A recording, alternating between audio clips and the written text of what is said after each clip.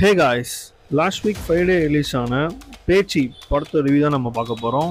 பேச்சி இந்த படம் நான் தேட்டரில் போய் பார்க்க முக்கியமான காரணம் என்னன்னு பார்த்தீங்கன்னா, ட்விட்டரில் வந்து பயங்கரமாக இந்த படத்துக்கு பாசிட்டிவ் ரிப்போர்ட்ஸ் இருந்தது. நிறைய பேர் நல்லா இருக்குன்னு சொல்லியிருந்தாங்க.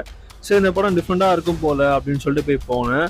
எனக்கு படம் பார்த்தீங்கன்னா ஒரு ஓகே வாட்ச் தாங்க.